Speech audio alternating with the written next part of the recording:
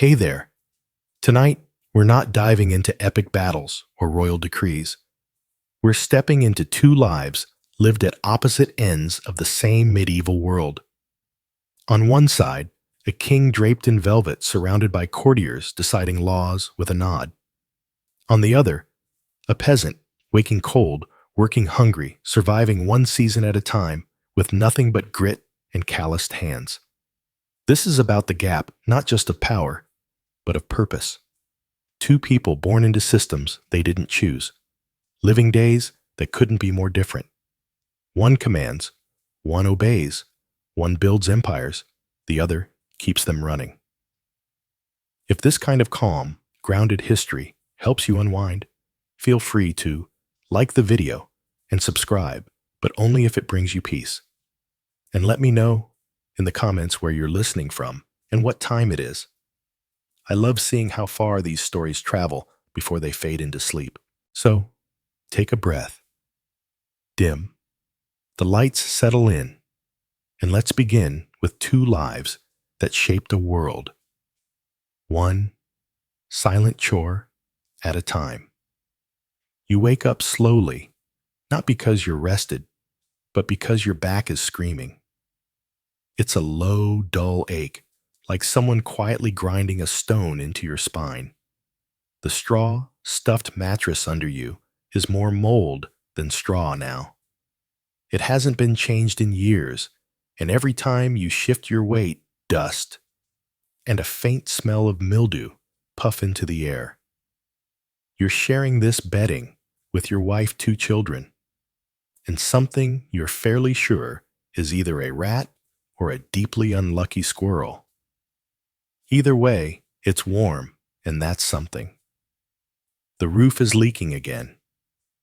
You had hoped the clay patches you pressed into the holes last autumn would hold through winter, but they didn't. A slow drip has been plinking into a tin bowl all night. It sounds like a cruel clock. Plink, plink, plink. There's no fire. There was last night. You remember the glow before you fell asleep, huddled in your coarse wool blanket, with your arms wrapped around your youngest child to keep her warm. But now, there's nothing but cold ashes and the memory of warmth. Your breath fogs in the air above you. You don't have a chimney, just a hole in the roof that lets the smoke out and the rain in. It does both jobs poorly. Outside, something groans. Might be the wind, might be the pigs, might be your neighbor Edric already splitting wood. You can't tell, doesn't matter. You sit up slowly, careful not to knock over the bowl of water you keep beside the mattress. It's half frozen with a skim of ice on the top. You break it with your fingers and splash it on your face. It stings. That's how you know you're awake. You pull on your tunic, the same one you wore yesterday and every day before that. Its rough smells, faintly of smoke and earth, and has been mended so many times the patches have patches. You tie a rope around your waist. The belt broke last year. Your feet hit the dirt floor, no shoes.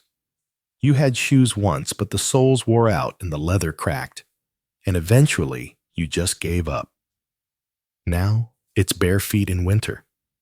It's not pleasant, but at least you don't have to worry about thieves stealing them. Your home is one room. No halls, no separate spaces, just a half at the center, a few tools hanging on the wall, and scraps of cloth nailed over the windows to block the wind. If you're lucky, there's a bench, a stool, maybe a single iron pot privacy, luxury. The average medieval peasant lives cheek to jowl with their entire family and sometimes their livestock. A goat might sleep near the door for warmth. Chickens peck inside looking for spilled grain. Your wife is still asleep or pretending. She was up with the baby again. The child has a fever that won't break. You've tried everything. Garlic prayers, tying a scrap of holy cloth around her wrist, Nothing works. You don't mention it. Your oldest son is already outside. You can hear him coughing as he tends the fire pit. He's only 10, but he works like a grown man. Has to. There's no one else. You grab a crust of bread from the table, if you can call it that. It's a flat board resting on two uneven stumps. The bread is hard. You dip it in the leftover water to soften it. It doesn't help. You chew anyway. The bread is made from barley, or maybe rye, mixed with whatever filler you had, peas, ground or corns, even sawdust. It's baked once a week maybe, and the rest of the time it sits near the fire, growing harder by the hour. You glance at the small wooden icon on the wall, a crude carving of a saint whose name you don't know. You mumble a prayer, or at least the rhythm of one. Latin isn't your language, but the words feel sacred by sound alone. Maybe that's enough. A few moments of silence pass. Then the rooster crows, not yours, of course. You can't afford one. It's Edric's. It sounds smug. You stretch your back and hear it pop in 3 places. That's the morning song. You take a deep breath. The air smells like damp straw ash and unwashed wool. You feel the cold settle into your bones like an old friend. Time to start the day. Today, like every day, begins with wood. Without fire, there's no warmth, no cooking, no hope of boiling the lice from your clothing. You grab a dull hatchet and trudge to the wood pile. You're not allowed to cut trees in the Lord's forest. Technically, even gathering fallen branches is illegal, but everyone does it. You just hope the steward isn't watching. The mud clings to your feet. The ground never really dries, not in winter. Paths are just grooves worn into the earth, churned to slurry by feet and hoofs and cartwheels. You slip once and curse quietly. You don't want to wake the baby again. Later you'll check the thatch, try to mend the fence, feed the pig, tend the plot. Maybe go to the village oven if there's anything to bake. But first, would always you nod to your neighbor. He grunts in return. You both know this day already. You've lived it 100 times. The king wakes slowly, not from cold or pain or noise, but because that is the luxury of power. His bed is enormous, draped in velvet and lined with furs. The sheets are imported linen, so soft they barely whisper as he turns. The mattress is filled with goose down. Not just any geese, mind you. Ones raised specifically for a palace. Their feathers are collected by hand. He doesn't open his eyes at first. There's no need. The room is already warm thanks to the fire that's been maintained through the night by a servant whose only duty is to keep it fed. Logs from the royal forest, birch maybe, or cedar, something that smells faintly sweet as it burns. A gentle knock, then silence. Another knock, then the door opens slowly. A valet enters.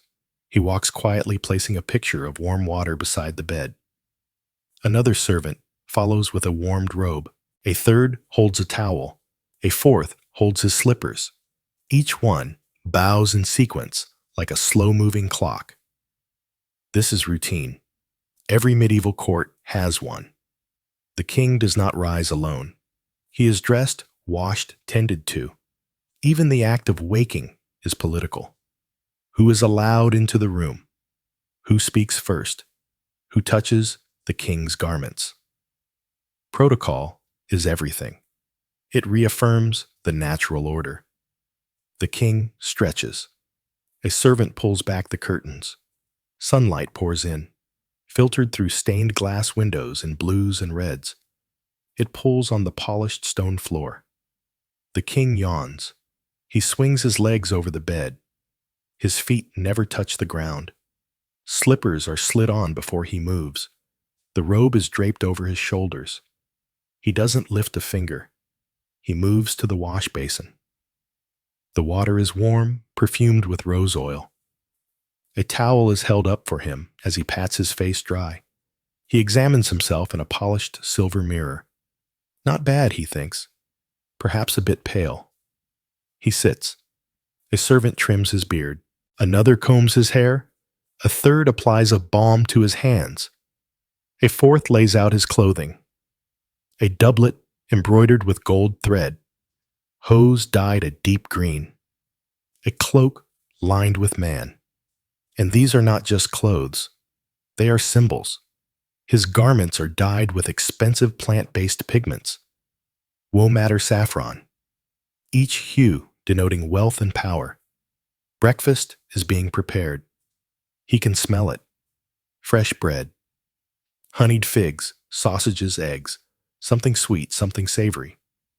It will be laid out in the solaroon beside a fire and beneath a tapestry of his grandfather, slaying a boar. While he eats, he may hear poetry or music or scripture. He may receive guests or he may not. The day's official matters can wait unless war has broken out or a bishop has arrived unannounced. He hears a knock at the outer door, a steward with the morning briefing news from the border, a letter from the bishop, a request from a noble, a report on the grain stores.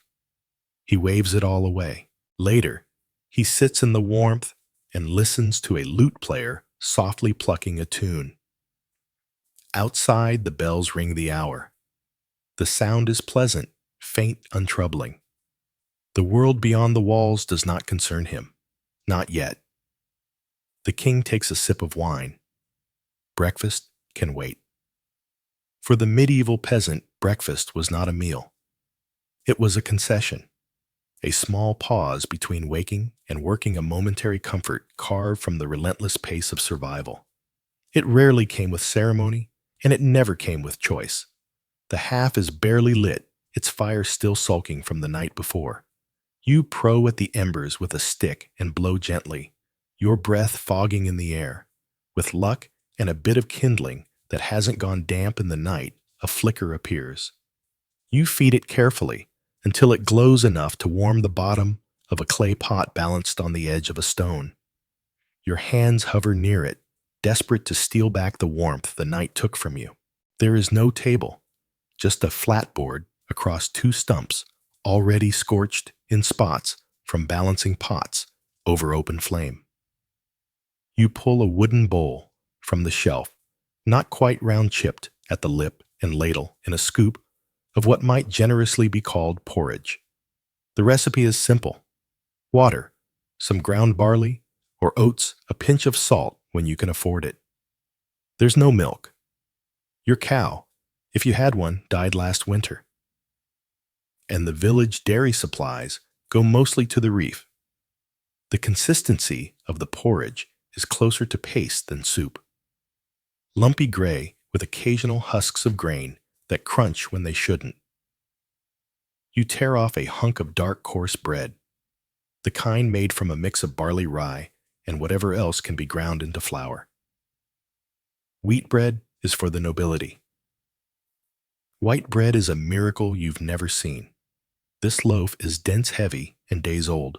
You dip it into the hot mush, soften it enough to bite without breaking a tooth, and chew with the patience of someone who knows there's no alternative.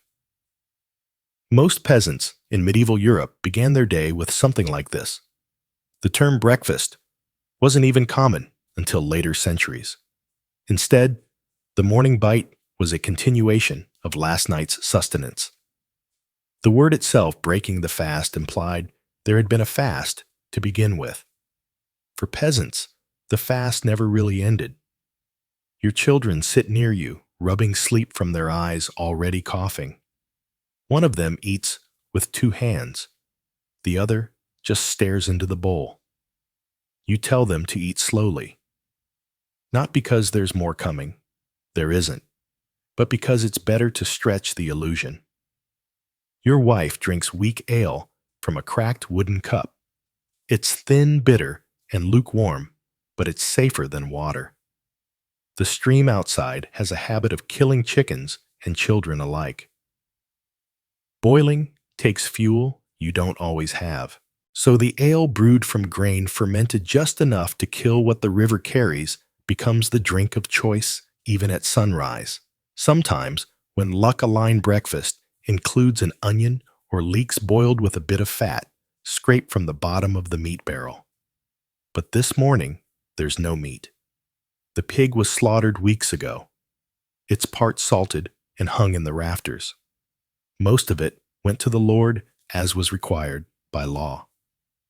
A tax of flesh bone and survival. You hear your neighbor cough outside. Edric again. He's already on his feet, already working.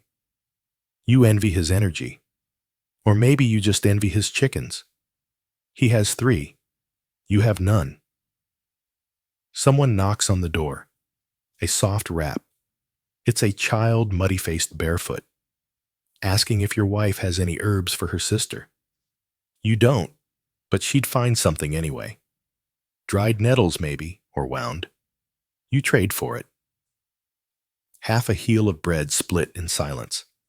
The sun climbs slowly, lightening the frost on the sill. You stand, stretch your back, and wipe your hands on your tunic. The bowl goes back to the shelf.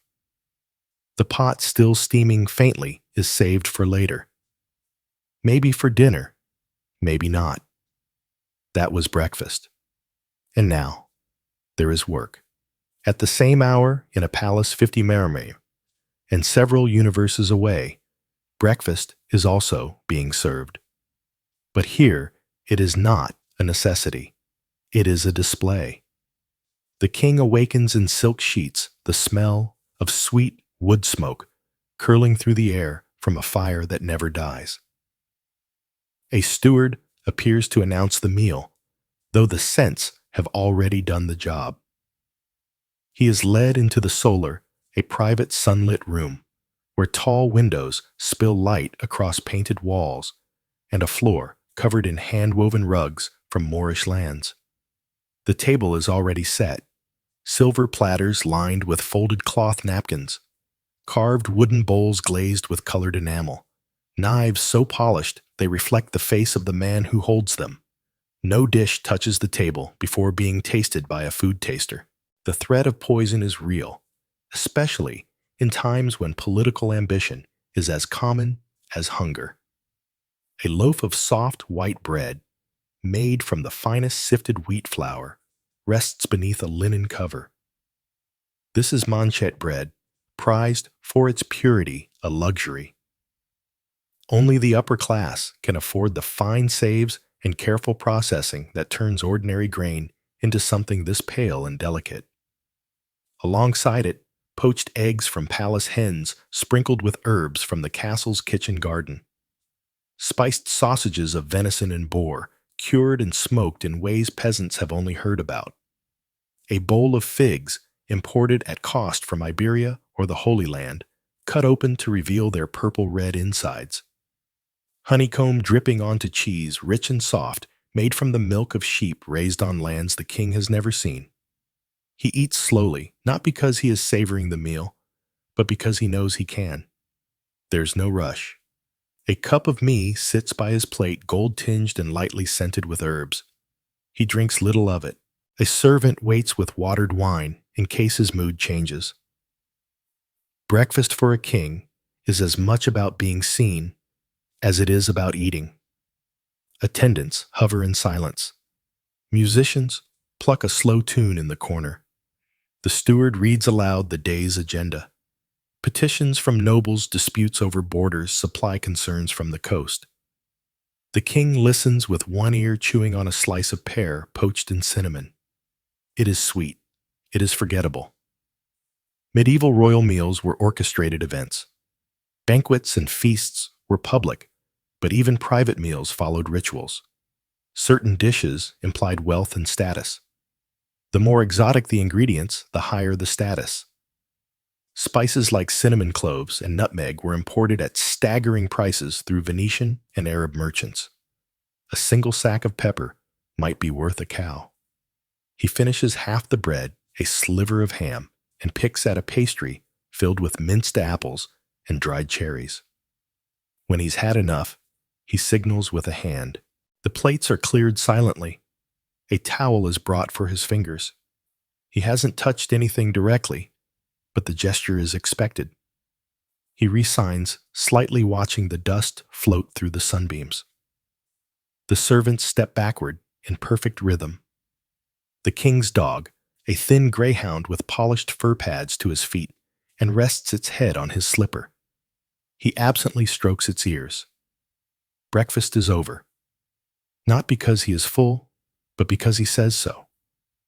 One meal eaten for fuel, one for pleasure, one devoured to fight hunger, one consumed because it exists. The peasant scrapes the last grain from his bowl and drinks weak ale. The king throws away half a roasted partridge because it tasted slightly overdone. The average peasant consumed around 500 to 2,000 calories a day when available mostly from bread and pottage. The average nobleman closer to 4,000 with far less physical labor to burn it. Gout, the disease of kings, wasn't metaphorical. Too much meat, too much wine, too little motion. But in the end, neither man truly wins. The peasant walks away hungry to a day that will demand everything. The king walks away bored to a day that will offer everything and ask him to pretend it matters. And so they rise from their tables, both under the same rising sun, one stomach aching with emptiness, the other aching with fullness, neither truly satisfied. You reach for your tunic, not because it's clean, not because it's new, but because it's all you have. In medieval Europe, peasants didn't own wardrobes. They owned a garment singular, maybe two, if the harvest had been particularly kind. One for work, one for sleeping. Sometimes they were the same thing. Yours certainly are. It's made of rough-spun wool. The fiber's coarse enough to scratch your skin raw if you're not careful.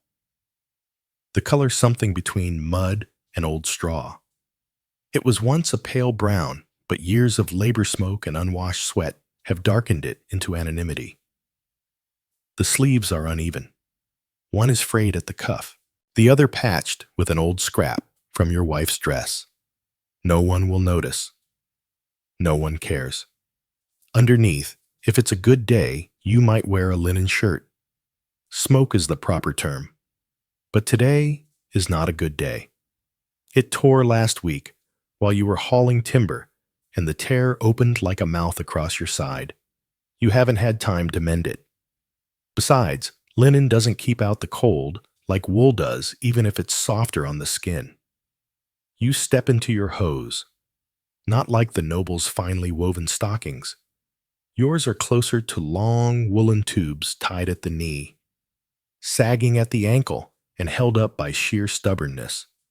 One of them has a hole in the heel. You've been meaning to stitch it shut, but every day it seems less important than getting through the next.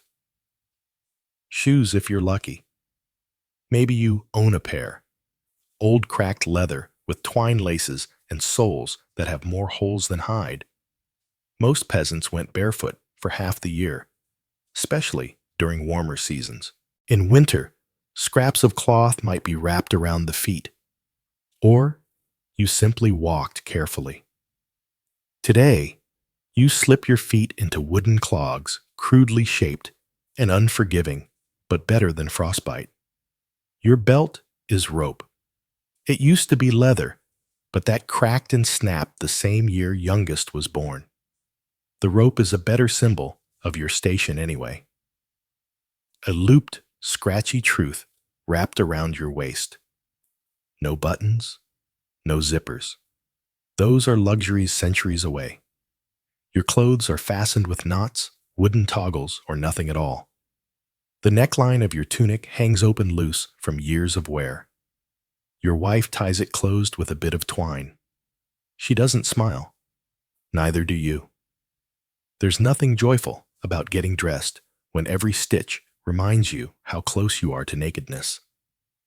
Medieval peasants had no closets, no drawers. Clothing hung from nails in the wall or was folded and placed in a chest if you were fortunate enough to own one. Lice were common companions, fleas too. You brush something off your sleeve and decide not to look too closely. In some parts of Europe, some two laws restricted what peasants could wear. Not that you were likely to offend those laws. You couldn't afford fine colors or dyed fabrics, even if you tried. Purple scarlet or gold. That would be illegal and laughable. You've never even seen gold thread. Your wife wears much the same. A kirt, a kind of dress, if you squint, made of scratchy wool, tied at the waist with a cord.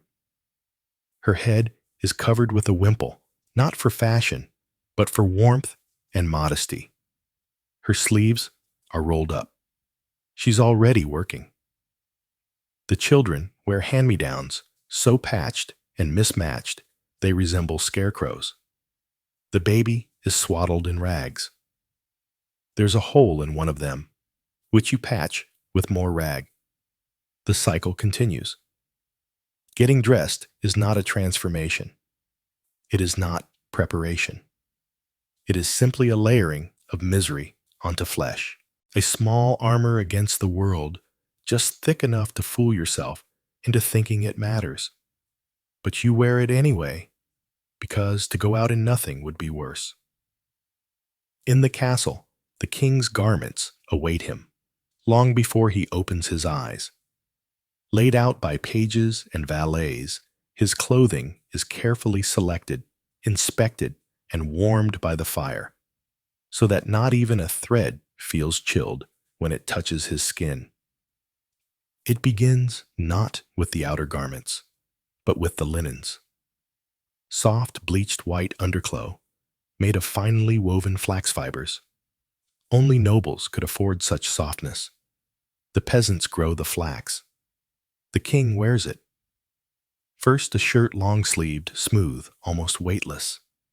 It smells faintly of lavender, dried and stored among the folds by servants whose names he doesn't know.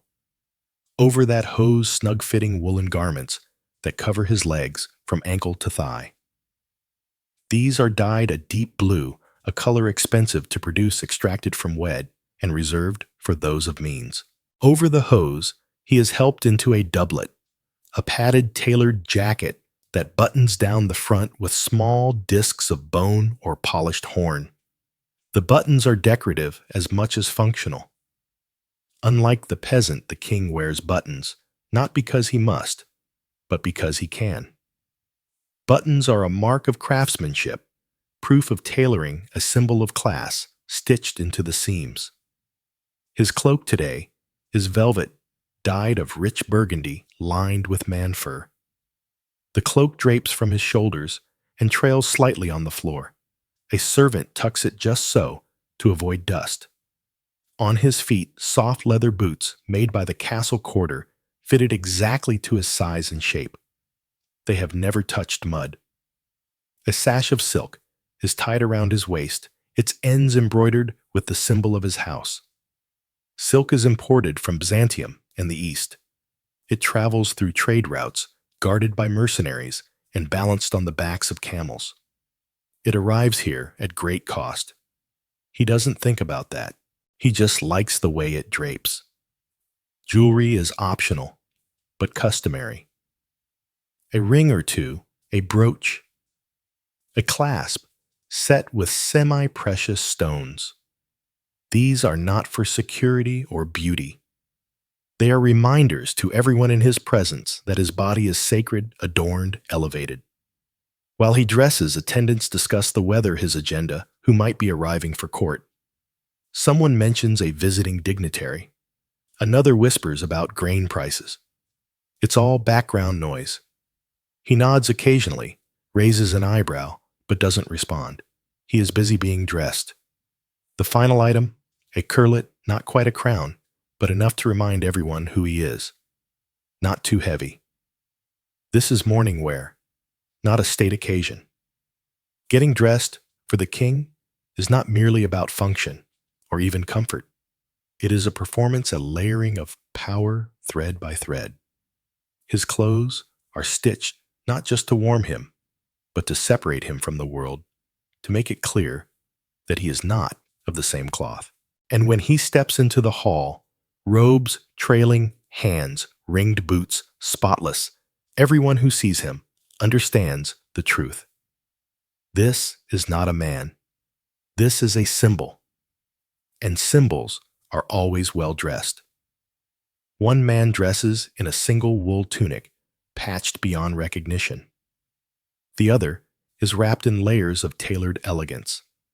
The peasant gets dressed while standing shivering beside a smoky half.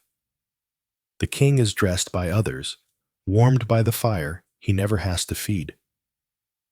But both beneath it all are still just men. One clothed in discomfort, the other in performance. One wrapped in survival, the other wrapped in image. Both bound by thread, though only one can afford to ignore the seams. You step outside, and the cold hits like a slap. The door swings on tired hinges, and the air is sharp enough to sting the inside of your nose. You squint into the early light. The sun isn't up yet. Not really. Just a pale smear on the horizon. Your breath clouds in front of you like smoke. You don't need a clock to know the time. Your bones do that for you. The yard is a mess of frozen ruts and old straw. Chickens peck lazily near the woodpile. One of them is limping. You make a mental note to check its leg later. You won't. There's no time. Your day begins not with a plan, but a list of obligations stacked like firewood. Uneven, unstable, always about to topple. First, you check the animals. The pig is rooting through what remains of the compost pile. Its eyes follow you wearily, like it knows it's next on the menu if winter doesn't ease up. It's probably right.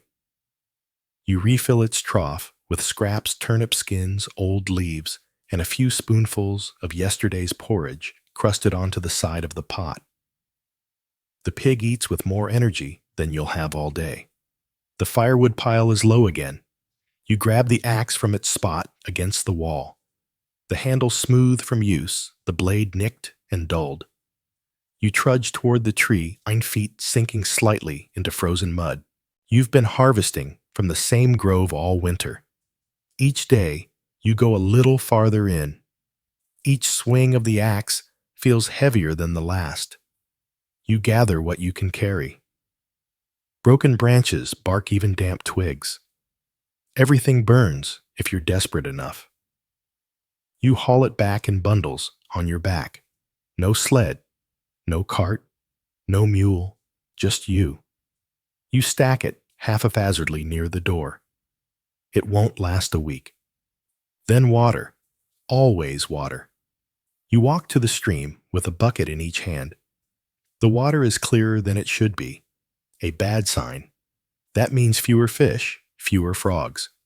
You draw it up in silence. You slip once on the icy stones, and your knee slams into the mud. You swear under your breath. The water sloshes. One bucket spills. You don't refill it.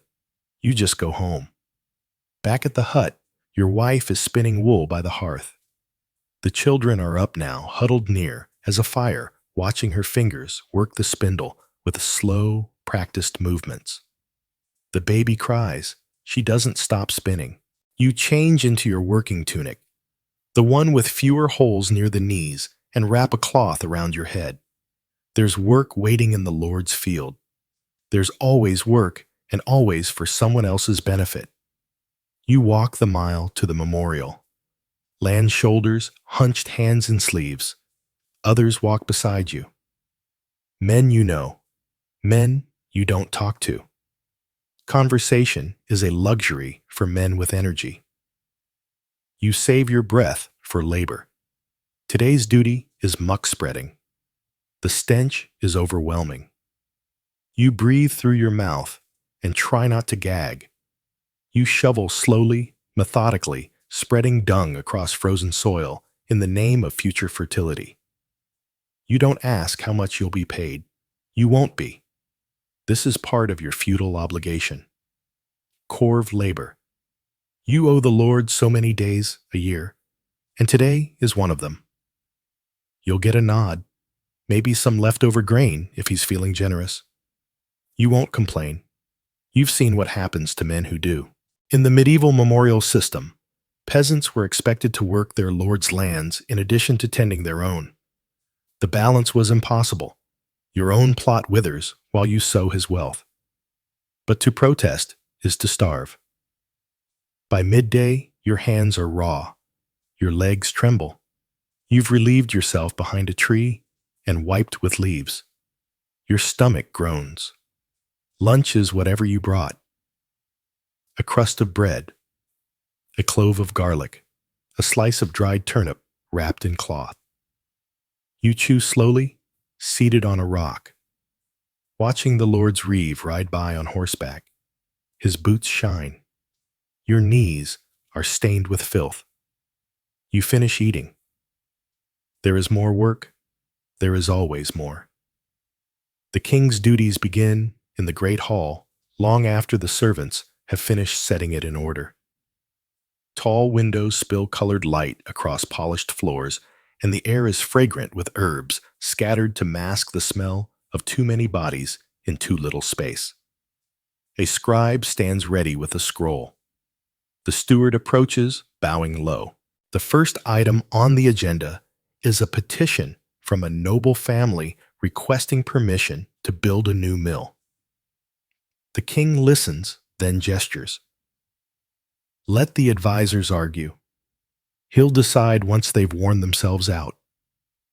He settles into the high-backed chair, not quite a throne, but elevated nonetheless, and sips wine from a goblet carved with a royal crest. His robe is thick velvet, his fingers heavy with rings. A clear begins reading aloud the list of grievances from the local burghers. The taxes are too high. The roads are impossible. Bandits stalk the woods again. The king nods occasionally. Mostly he thinks about lunch. A messenger arrives from the northern border. There's trouble as always. The baron is late with his levies. The peasants there have been refusing to work. He asks if soldiers should be dispatched. The king raises an eyebrow. Only if the harvest is in, he murmurs. The medieval king was not always a tyrant. His days were often consumed with small, grinding details, managing trade routes, hearing disputes, confirming marriages, ensuring vassals remained loyal. His power was vast, but not absolute. Even a king needed to maneuver through politics, through custom, through the church. A priest approaches with a sealed letter from the bishop. More concerns about heresy in the southern shires. A wandering preacher has been stirring up unrest. The king sighs. He'll let the Inquisition deal with that. The court jester interrupts with a joke. No one laughs until the king smirks. Then the room erupts with polite chuckles. He listens to a minstrel perform a new ballad, half paying attention, while his steward quietly counts out expenses from the last feast. The numbers are high. No one questions it. Then come the petitions from the commoners, a farmer with a broken fence and a neighbor with aggressive geese. A baker arguing with a brewer about grain prices. The king listens for a moment, then waves them away. Let the reeves sort it. A hunting party is scheduled for the afternoon. He looks forward to that. A break from the talking, but for now he returns to his chamber to review letters. His own seal, his own wax, his own ink, made from oak galls and iron salts. He doesn't write them, of course. He dictates. The scribe's job is to translate the king's words into something dignified. One letter to a cousin in France, another to the Pope, a third to a mistress in a border town. By late morning, he's spoken to 30 men, heard 20 grievances, signed 15 scrolls, and decided very little. But his presence is enough. He is king, and kings, above all, must be seen. One man begins his day by shoveling manure, the other by shuffling papers. One earns nothing and owes everything. The other owns everything and earns nothing. Yet both play their roles in a kingdom that demands performance. The peasant labors under the weight of his body. The king labors under the weight of his title.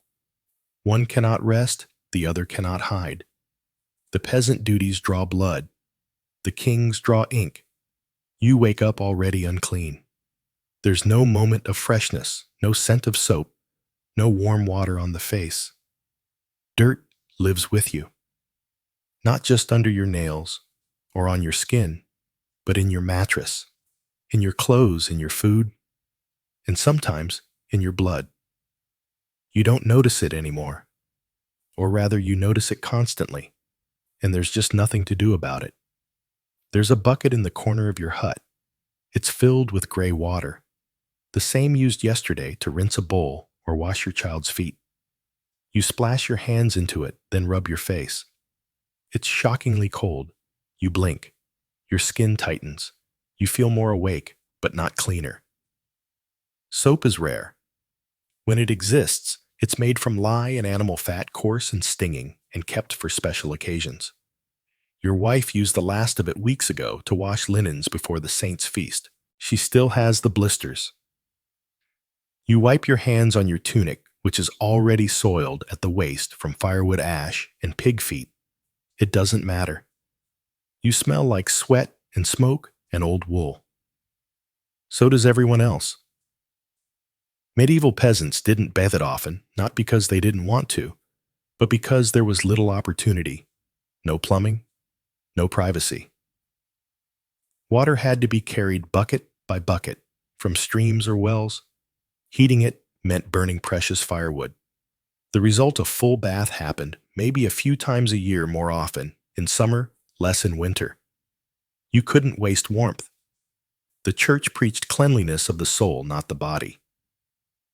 Some monks bathed, but for the average laborer, a wash meant a quick splash of cold water on the face and hands. You've heard rumors of Roman baths, ancient places of steam and marble, but they sound more like fairy tales than history. You pick at the dirt in your fingernails. It's a pointless ritual. You'll be kneed in soil within the hour anyway.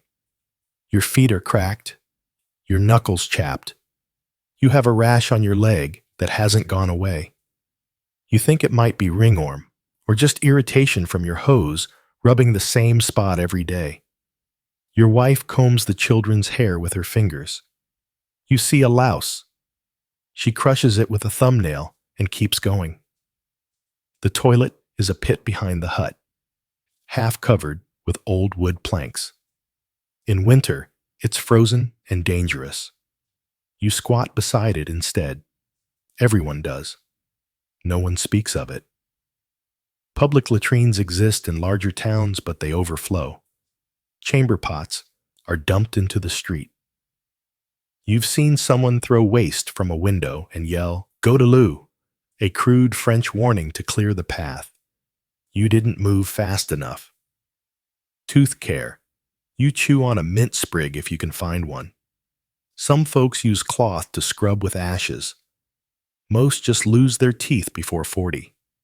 You run your tongue along your murs and feel one wiggle. You spit and there's blood again. The village healer, not a doctor, just an old woman with herbs, told you to drink nettle tea. It didn't help. She also said to sleep with a toad under your pillow. You didn't try that one. Disease is constant. Boils, fevers, coughs that never quite go away. One of the neighbor's sons died last week. Fever and vomiting. They said might have been bad meat. Order water or God's will. You check the baby's forehead. Still warm, not burning, but not right. Your wife hasn't said anything, but you see the fear in her eyes. You know people who carry dried herbs in pouches around the necks to keep away miasma's bad air. The priest says illness is a punishment. The healer says it's the weather. You say nothing. What's the point? Your neighbor claims he went 6 years without getting sick. Then his foot turned black.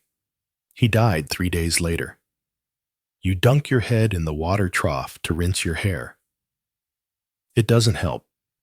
You smell like a man who works for living. You always will. And still, you go on because there's no alternative. The king wakes not to filth, but to fragrance. His chambers are swept twice daily by servants using bundles of herbs, thyme, rosemary, lavender, scattered across the stone floors. They don't just freshen the air, they're believed to ward off illness. Clean smells, they say, make for a clean body. He sits beside a basin of warm water. A servant dips a cloth, wrings it carefully, and wipes the king's face and neck. Another dabs at his hands. The water is infused with rose petals, orange blossoms, sometimes vinegar. It smells like luxury. Unlike peasants, the king does not carry his own water, nor does he walk to the bathhouse. The bath comes to him in the form of a large wooden tub lined with linen sheets, filled with heated water, poured from brass pitchers. He bathes when he wishes, sometimes once a week, sometimes daily. It's his choice. Soap is not just available, it's imported. Bars come from Castile, made with olive oil, and lie scented with citrus or pine. It laves softly. It does not sting. The king's skin is pampered with oils afterward to prevent dryness. Almond oil, if it's in stock, goose fat, if not. He is rubbed with cloths made of fine linen. His hair is brushed with a boar bristle brush. His nails trimmed with care, checked for signs of illness. Cleanliness for royalty is not merely comfort. It's an extension of health, of status, of godliness. His physician's university, trained perhaps in Paris or Salerno, believe the body has 4 humors: blood phlegm, yellow bile, black bile.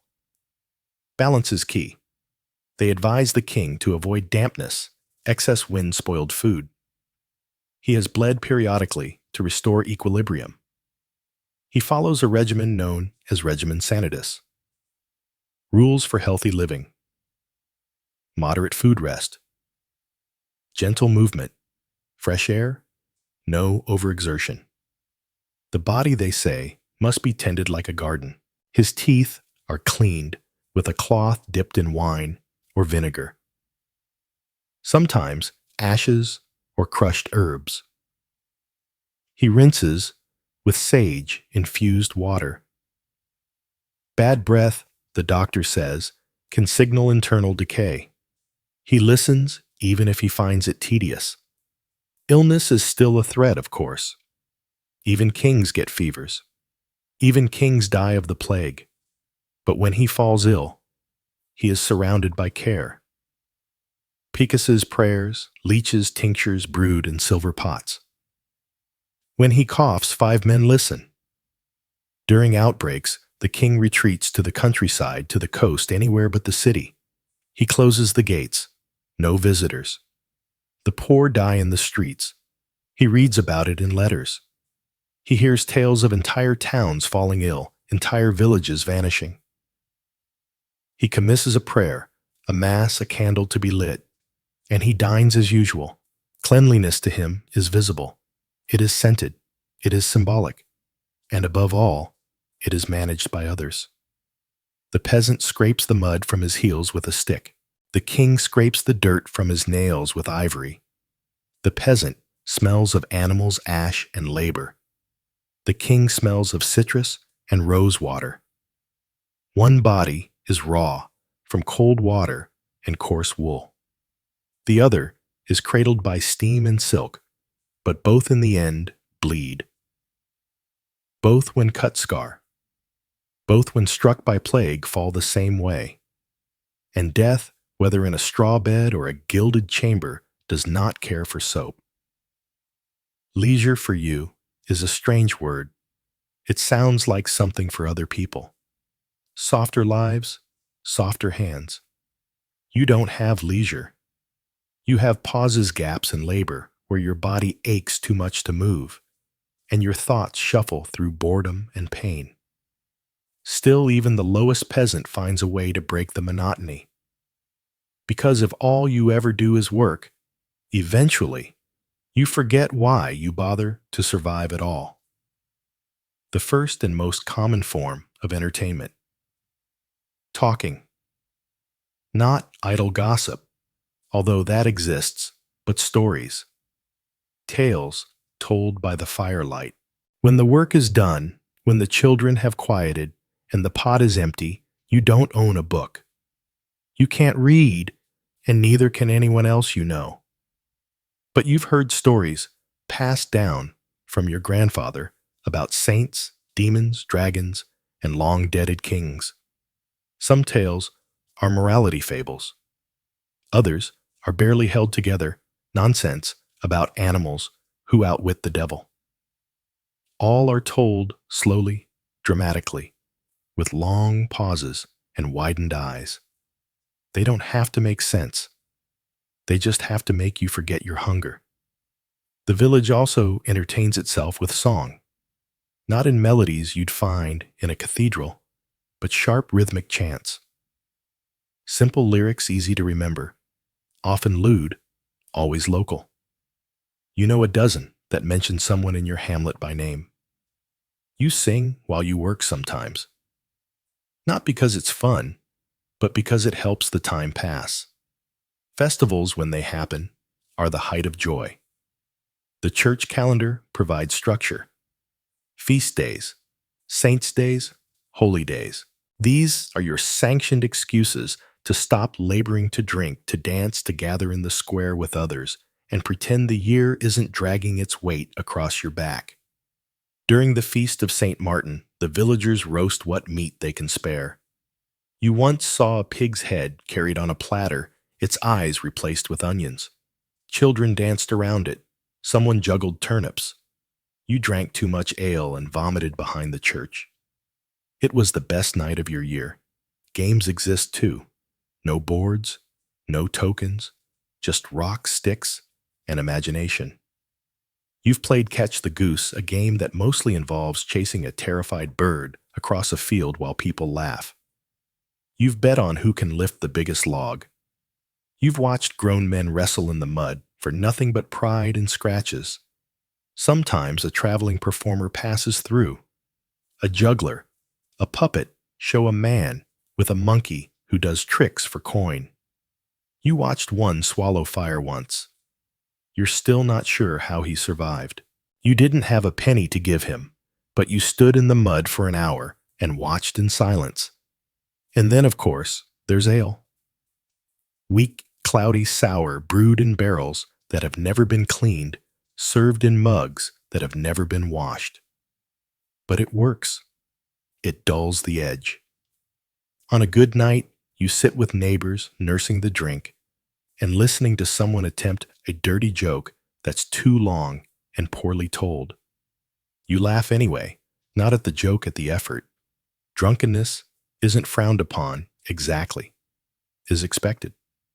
Your Lord drinks too. The priest may warn against excess, but even he accepts a cup during feast days. You've danced in the dirt barefoot with someone else's wife. You've sung songs you don't remember. You've fallen asleep under a tree and woken up with leaves in your mouth. It isn't much. It's barely anything. But for a few hours, it's enough. For the king, entertainment is an institution, an extension of power, taste, and spectacle. It isn't simply about enjoyment. It's about control, presentation, dominance of boredom itself. Each day, the king has choices. Music, sport, hunting, dining, or the theater of politics. Each a stage upon which he performs his identity as ruler.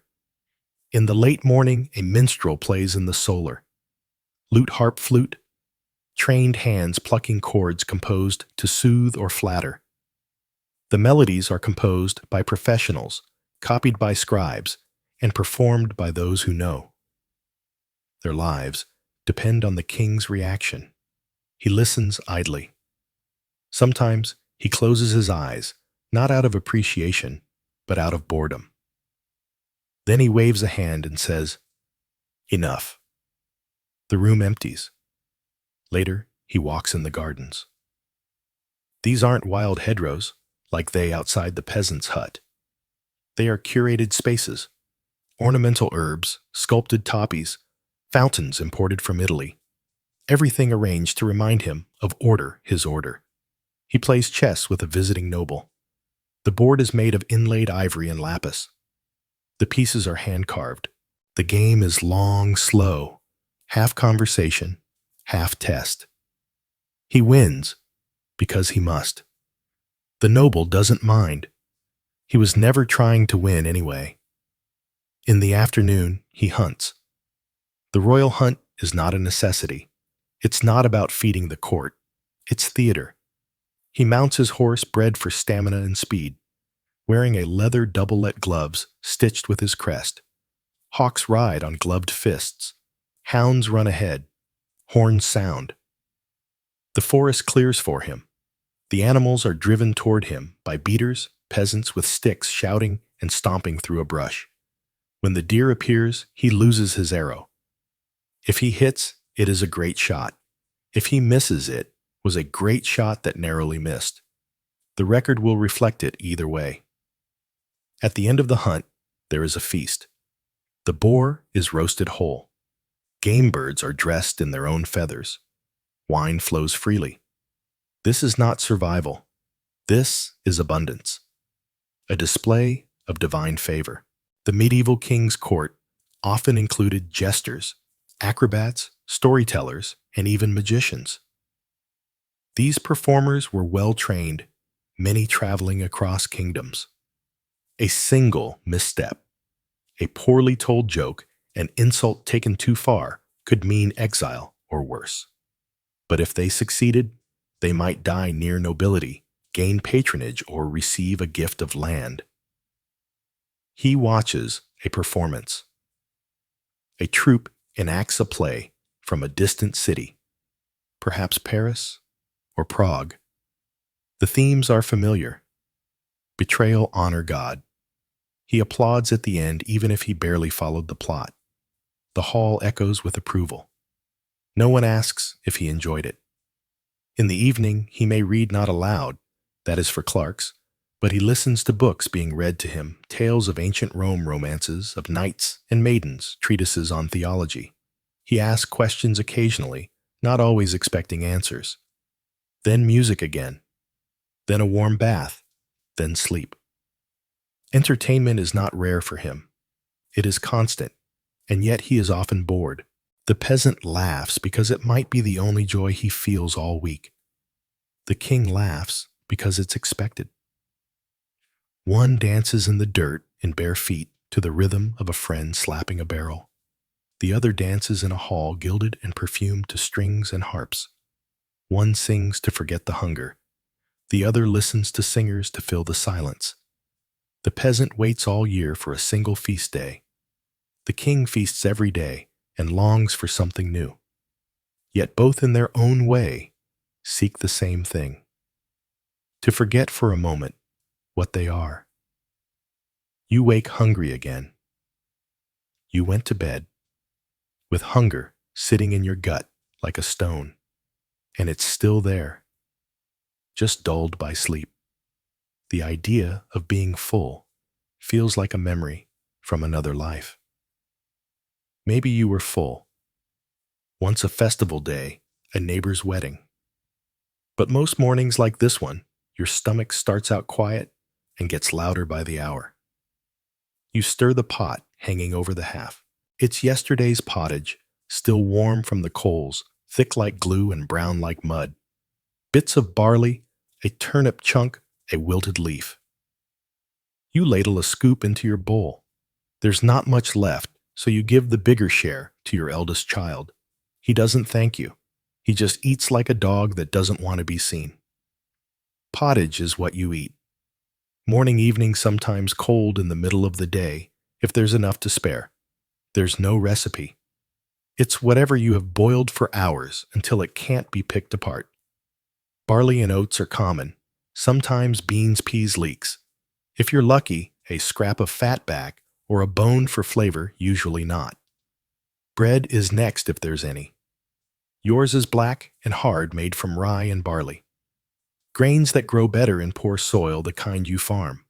The flour is mixed with water and salt, if you have it, then baked into rounds or flat cakes in the communal oven, if you remembered your place in line. There's grit in the bread. Stone ground flour always leaves a bit behind, and it wears your teeth down year by year. Your murs feel dull now. One is starting to crack. You chew anyway. Slowly, carefully, you drink ale. Everyone does, not the strong stuff. What you have is weak and cloudy, more like fermented grain tea than anything intoxicating. But it's safe, safer than the river. The well went bad last month, and you still remember the sick child who didn't make it. Boiling water takes firewood, and firewood takes hours. Ale it is. Meat is rare. Maybe once a month you buy a scrap from the tanner, a cut too fatty to cure or too bruised to store. You boil it with roots and pretend it's a feast. Sometimes your neighbor traps a rabbit. You pretend not to notice. Hunting's forbidden unless you're a noble. The punishment for poaching a deer is death. For a rabbit, a beating. For a swan, you don't want to know. Your pigs are gone. Sold off after the last frost destroyed the root cellar. Chickens are easier to keep, but they don't lay in winter. You used to trade eggs for cheese. Now, you just eat the eggs, when there are any. Cheese is a summer luxury. Milk turns too quickly this time of year. On holy days, there's more to eat. Saints' feasts, harvest festivals, weddings. These are the times you remember with your eyes closed. Bread stuffed with onions, roasted goose, baked apples dripping with honey. It doesn't last, but it burns into memory. You've told your children stories of the last Michaelmas feast as if it were legend. Some peasants barter with their produce. You trade leeks for butter, cabbages for fish. The fish is salted rough on the tongue, but keeps well. You once found a coin at the roadside and bought a fig at market. One figure. You sliced it in 4 and let your children each have a piece. They still talk about it. Your food doesn't travel. Nothing comes from farther than a day's walk. You don't know what olives are. You've never seen a lemon. Spices are a rumor. Pepper for princes. You flavor with herbs you grow yourself. Thyme, mustard leaf, horseradish root. You salt when you can. More often, you don't. Your wife cooks. She stirs, strains, kneads, and lifts pots that steam her face red. Her hands are always red and cracked. Your eldest daughter helps scraping pots and tending the fire. Meals are more work than reward. You eat in silence or with quiet murmurs. No time for talk. You eat to finish. And when it's done, you thank God whether you mean it or not. Then you go back to work. The king eats whenever he chooses, or rather whenever the schedule of the court allows him to be fed with ceremony. Meals are more than nourishment here. They are theater. Statements, a feast, not just for his guests, but for the idea of monarchy itself. His food is prepared in vast kitchens beneath the castle. Whole departments exist to coordinate the supply of game, fish, vegetables, spices, bread, and wine. There are master cooks, assistants, pastry makers, poulters, fishmongers, sauce chefs, spit turners, butterers, cupbearers, and food tasters. Each has a rank. Some have apprentices. Many serve for life. Bread arrives first. White and soft, made of wheat grown on royal estates and sifted through fine cloth. This is Manet bread, made only for the rich. It's served warm, sliced thin by a specialist. He carries the knife like a knight might carry a sword. Next come meats. Spit roasted balls, larded hares, herbed venison, wild birds cooked in wine and cloves. There are pies with layered fillings, pigeon pear dates, and each crust sealed and stamped with the royal crest. Everything smells of spice. Nutmeg, ginger, cinnamon, saffron. Spice is more expensive than gold. The king does not eat from wooden bowls. His dishes are put silver or gilded ceramic. His goblets are etched glass or ornate metal, often studded with stones. He drinks wine from Aquitaine Cyprus Burgundy, imported by merchants who bribe their way into court favor. There is fish, always fish, even on meat days. Salted sturgeon eels and almond milk baked trout garnished with violets. On Fridays and fast days, when meat is forbidden by church law, the cooks become even more inventive. Whale meat is considered fish by decree. So is beaver tail. So are frogs. A theologian once argued that barnacle geese, born of driftwood, were also fish. Feasts are long 3, sometimes 4 hours. Each course ends with an entra, a kind of edible entertainment. A model castle made of pastry. A roasted peacock, redressed in its feathers, set ablaze with brandy. A pie that, when opened, releases live birds into the hall. The king eats little of each dish. A few bites, a taste. He's not eating for hunger. He's eating for demonstration. His physicians monitor his consumption carefully. He is advised according to the theory of the 4 humors. Balance between hot, cold, wet, and dry. Roast beef is hot and dry. Fresh apples are cold and moist. Food must be chosen with care, lest it unbalance the king's body or worse his mind.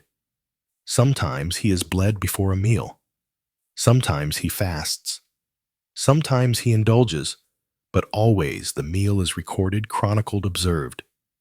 If guests are present, and they often are, they watch the king eat first. They do not begin until he does. They are served less lavish versions of his dishes. They watch his face for signs. Did he like the quail? Was the sauce too sharp?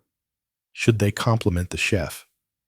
After the meal, his hands are washed in rose water by attendants. A perfumed cloth is offered. A minstrel plays. A servant recites a list of expenses incurred, and then with a nod he stands. The meal is over. The performance is complete. The peasant eats scraps and roots and salt. The king eats peacocks and pears and wine. The peasant prays for enough.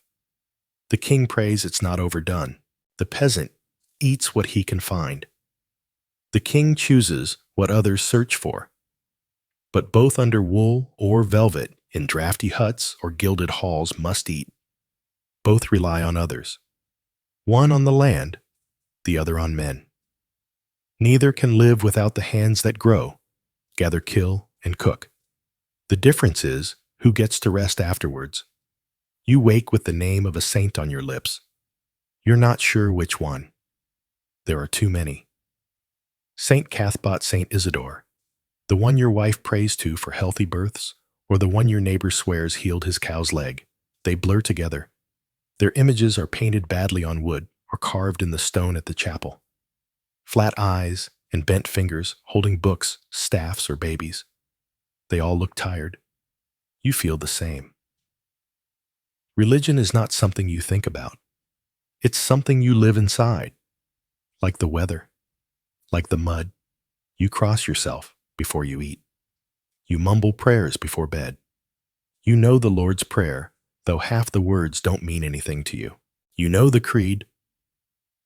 You know that Sunday is for church, and that missing it gets you noticed. You know the priest smells like wine and speaks in Latin. Latin, a language you do not understand. The priest reads from his book, with a voice like a chants rising and falling, like the wind in the eaves. You nod, you kneel, you stand, you sit, you say, Amen. It's all by rhythm. Like a dance you never learned, but have done all your life. The church is cold always. Stone walls, no fire. Just candles, a rough altar, and the echo of old prayers. You sit on a bench and think about your chores. You don't mean to, you just do. The church tells you what to eat and when to fast. It tells you when to mourn and when to celebrate. There are dozens of feast days, but most of them mean kneeling more, not eating more. On Fridays, you don't eat meat. During Lent, you eat less of everything. Advent is for waiting. Easter is for singing. Christmas is for huddling close to the fire. The priest is not poor. He has a servant, a fat goose, and shoes without holes. He doesn't till the soil, but he talks about sin with the confidence of someone who's never had to lie for a crust of bread. Still, you listen. He buries your dead. He blesses your fields. He might even know your name. When things go wrong, when a child is born sick, or a cow refuses to milk, or the weather turns against you, you look for meaning, for punishment, for sin, for someone to blame. You tie herbs above the door, light a candle, leave a coin at the chapel. You mutter to St. Bridget, or St. Blaione, or St. Jude. You aren't sure which one helps with fever. You try them all. You've heard of people who stopped going to Mass. They vanished, or starved, or had their thatch catch fire in the night. You don't test those stories. Superstition isn't separate from faith. It's just the part the priest doesn't talk about. Your wife hangs charms over the cradle. Your neighbor buries nails at the corner of his field. You carry a bone in your pouch just in case. The seasons change with the saints. Michaelmas brings the harvest. Candlemas starts the four. Midsummer's Eve is a night for fire and fear, when spirits walk and old magic stirs. You've jumped over the fire with bare feet. You've thrown salt into the ashes. You've whispered things you wouldn't dare say aloud. There's a woman outside the village, an herbalist, maybe more. Some say she's a witch. Others say she's just clever. You went to her once when your youngest was sick.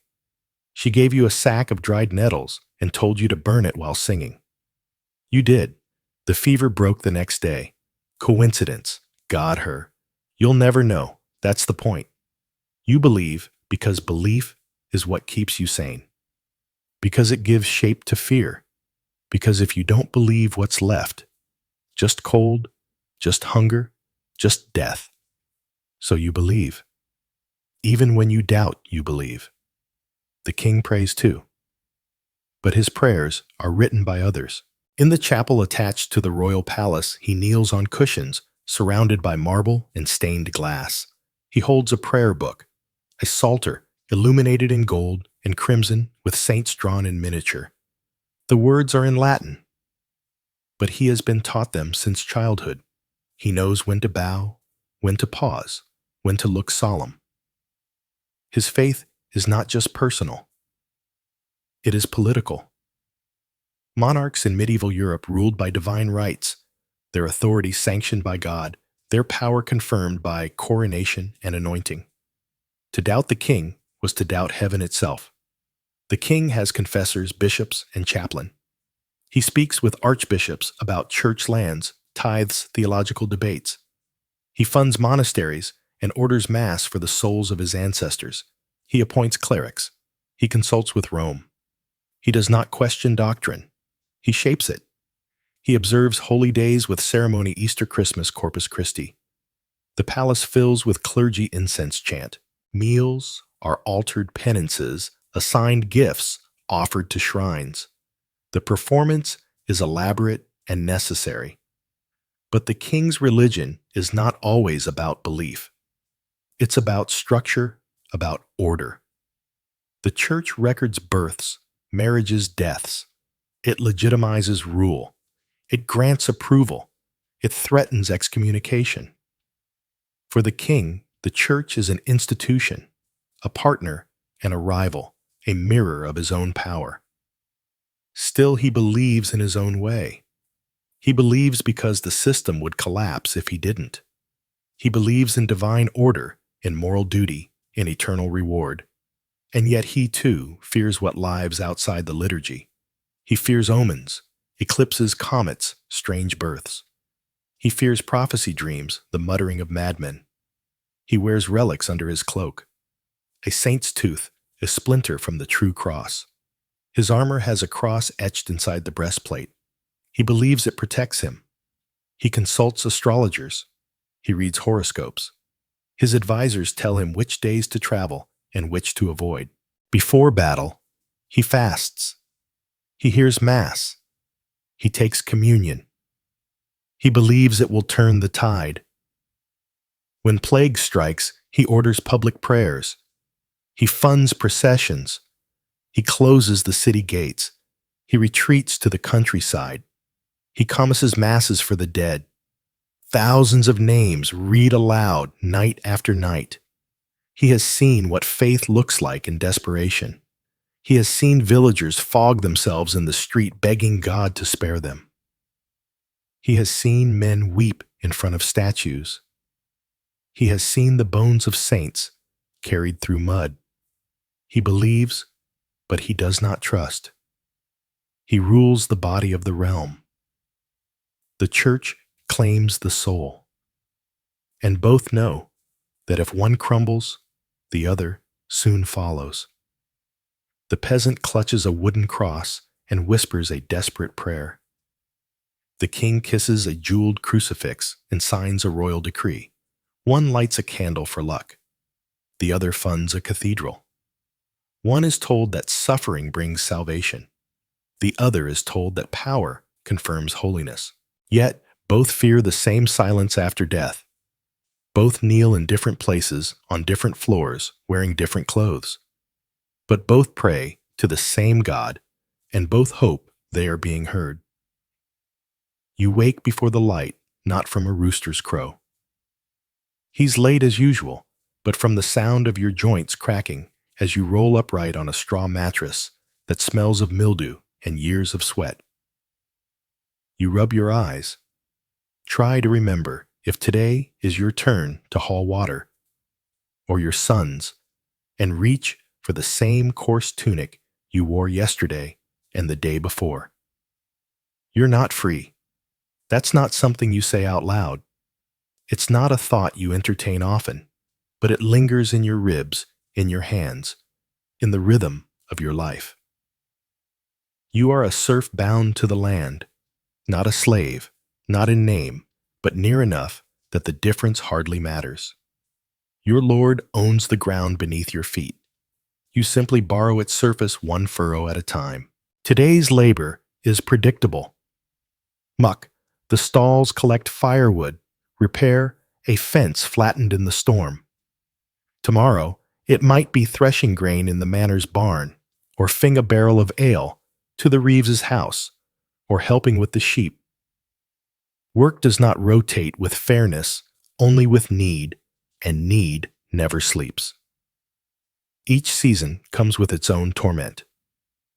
Spring is planting endless hours hunched over rows of soil, pushing seeds into earth still clinging to winter's chill. Summer means harvest, and your fingers blister as you reap barley and hay until your tunic clings to you with sweat. Autumn is the rush to preserve salting meat, storing apples, bottling what little beer you've brewed before it spoils. And winter is endurance. Cold seeps in through the thatch and into your bones. You wake stiff and hungry, go to sleep hungrier still. Most days, you eat bread. Not the white loaves of the rich, but dark, dense barley bread fleck with grit from the millstone. Pottage, if you're lucky.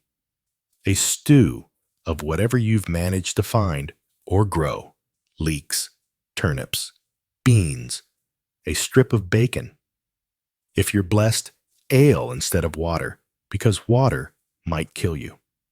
You have no tools of your own, just what's passed down or shared. A wooden plow with a cracked handle, a hoe tied with twine, a cart with one good wheel. If something breaks, you fix it, or you don't, and make do anyway. Under feudal law, you overlord between 2 and 5 days of labor each week, depending on your agreement. This is called corv labor, and it's not optional. You work his land before your own.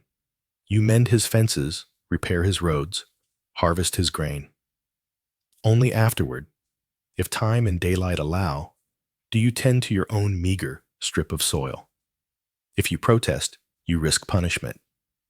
If you falter, you risk starvation. And then there are the taxes. You pay a tithe to the church, 1/10 of everything you grow. If your harvest is bad, the tithe remains the same. The priest doesn't farm, but he eats well. You also owe balates or fees for using the Lord's mill, his oven, his press. Nothing is free. Even boiling water might require permission. Your wife labors just as hard.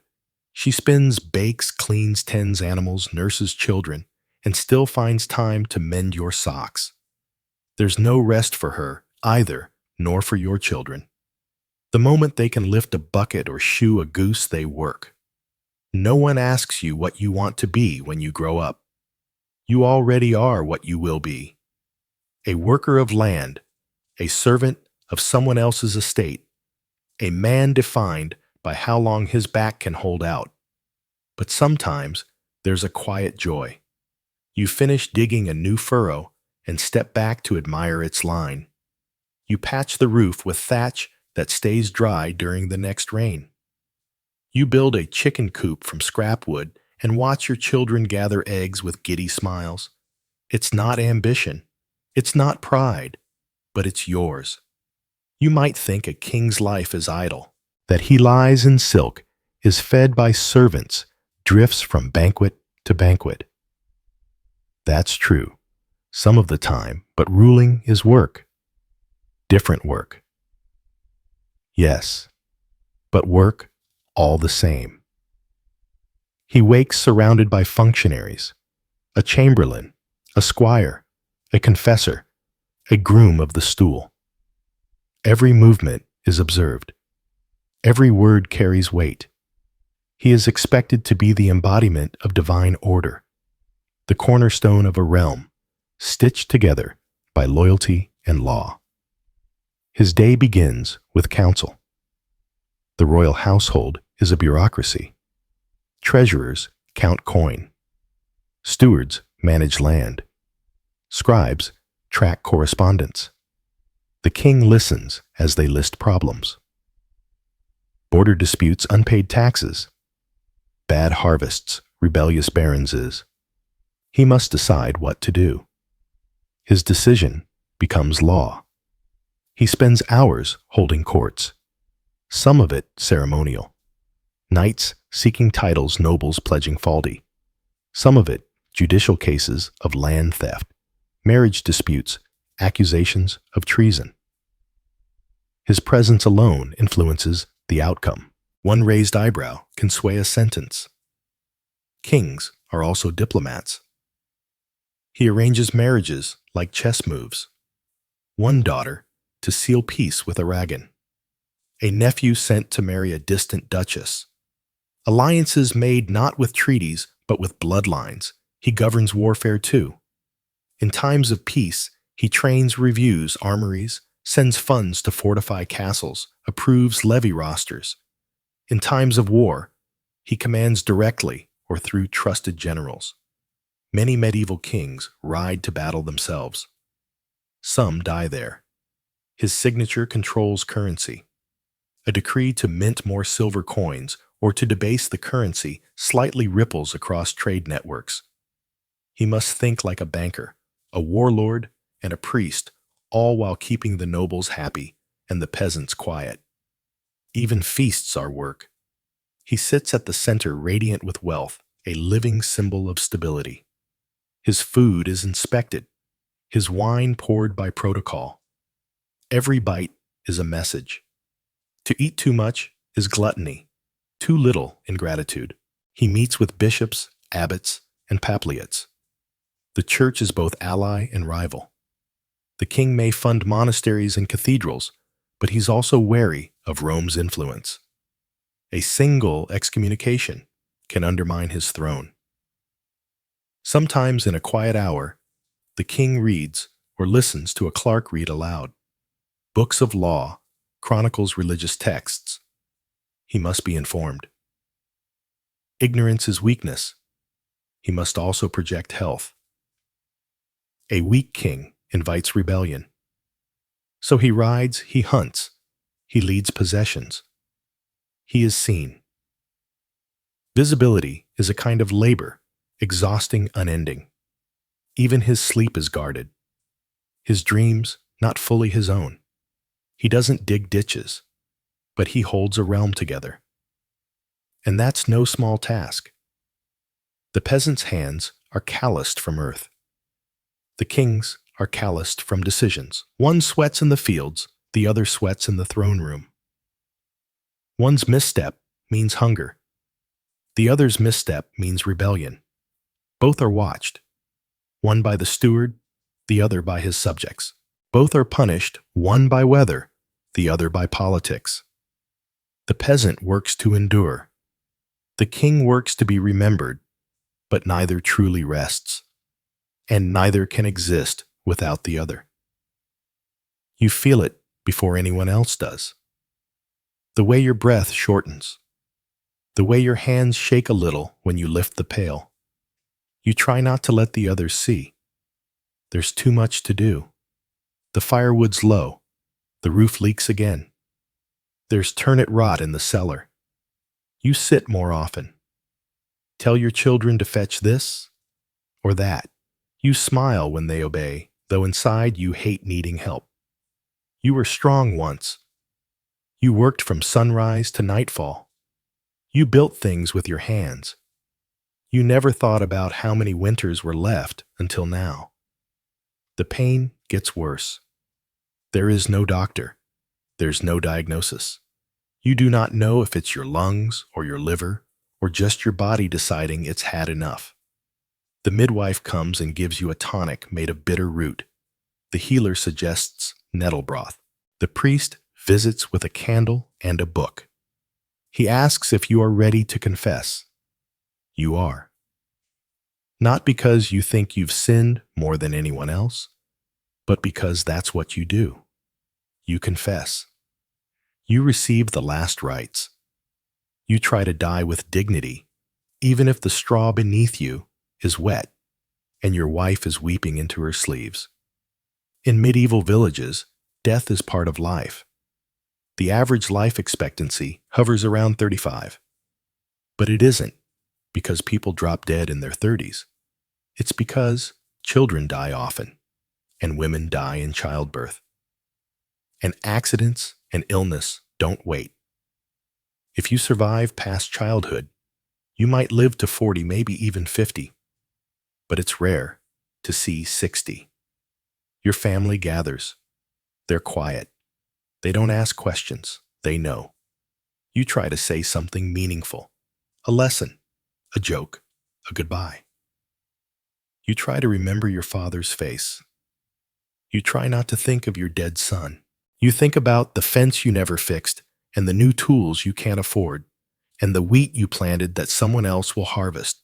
There is no funeral procession. There's no tombstone. You're buried behind the church, maybe with a wooden cross if there's time to carve one. The priest says words in Latin. You don't understand them. You hope God does. And what's left of you? A patched roof, a good rake, a son who knows how to tie a proper bundle of kindling, a daughter who still sings while she milks the goat. Maybe someone will name their baby after you. Maybe they'll say, he was kind, he worked hard, he never wasted bread. That is enough, because no one remembers most peasants not in books, not in songs, but the world they built one rock and one bale of hay at a time. That stays standing. That's legacy. He feels it too, but he's not allowed to show it. A king dying is a dangerous thing. It unsettles the court. It invites ambition. So the royal physicians say he is only tired. The courtiers whisper that he is resting. His enemies wonder how long he has left. His body is failing, but protocol does not. In medieval Europe, royal death is a ritualized event. The king does not simply fade. He begins to transition. His bedchamber becomes a chamber of state. Attendants hover. Clerics arrive. The royal confessor is summoned. The windows are shuttered. The best relics are brought in. He is anointed again, just as he was at coronation, but this time with the oil of the dying. He confesses sins. He asks for forgiveness. He clutches a crucifix of gold and mutters prayers learned in boyhood. A scribe stands nearby to write down his last words, or at least something poetic enough to be remembered. The king's death must not be ordinary. If he ruled wisely, he is mourned. If he ruled poorly, he is endured until the last breath. But in either case, he is treated like a vessel of divinity until the end. His family gathers sons, if he has them, a wife maybe too. A bishop reads scripture. Trumpets may sound in the courtyard. The realm holds its breath. And when he dies, really dies, the news is announced with fanfare. A black cloth is hung from the castle walls. Church bells toll across the countryside. Messengers ride to the cities. Nobles are summoned to court. The royal seal is broken. Then comes the body. His corpse is washed and dressed. Sometimes embalmed, sometimes not. Some kings have their organs removed. Some have their hearts buried separately. Some have their bones boiled to be transported without rot. He is placed in a coffin of wood or stone or even lead. A likeness may be carved in wax, a death mask taken. The funeral is pageantry. Dozens of priests, hundreds of candles, choirs singing psalms, nobles in black, a procession of mourners, some paid to weep, some there to be seen. The coffin is carried on a cart draped in velvet. Horses wear black. The heralds cry out his name, title by title, as he is lowered into the tomb. He is interred in a royal crypt. Westminster, Sandon Spire, surrounded by ancestors sealed in stone. His tomb is engraved with Latin verse. His image carved in marble. His sword may lie beside him. A crown may be placed at his feet. Sometimes he's buried with coins, relics, even jewels. His will is read. His heirs named succession confirmed. But the kingdom does not rest. Wars break out over inheritance. Bastards rise to claim legitimacy. Queens remarry. Parliaments quarrel. One king dies. Another takes his place always. And what remains of him? A lord that bears his name. A cathedral funded by his tithe. A portrait in a dusty hall. Maybe a chapter in a chronicle penned by a monk who never met him. But more often, his memory fades, overwritten by the next war, the next tax, the next king. The peasant lies beneath earth and stone. The king lies beneath gold and marble. One is buried by neighbors, the other by nobles. One rests beside a ditch, the other in a crypt, but they are equally still. Time forgets them at the same speed. The world turns without them. Grass grows over the grave. Language shifts. Stories blur. In the end, legacy isn't a statue or a monument. It's the echo of your labor. The bread you baked that fed a child. The wall you built that stood another winter. The law you passed that outlasted your bones. The song someone still hums without remembering where they learned it. All things fade, but some things endure in work and memory, in silence. And when both the king and the peasant have crumbled to dust, the only difference is how long it takes the wind to blow their names away.